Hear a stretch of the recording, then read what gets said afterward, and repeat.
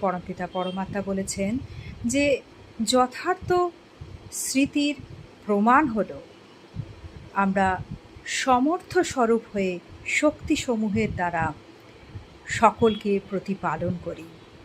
তিনি বলেছেন যে আমাদের দেহভাব থেকে আলাদা হয়ে পরমাত্মার ভালোবাসা অনুভব করতে হবে, তাহলে আমরা কমল আসনধারী হতে পারব।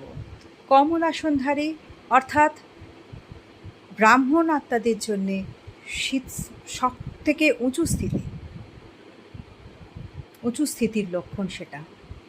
তো তিনি বলেছেন যে তাদের মধ্যে দেহভাব থাকে না, তারা প্রভু প্রিয় হয়ে যায়।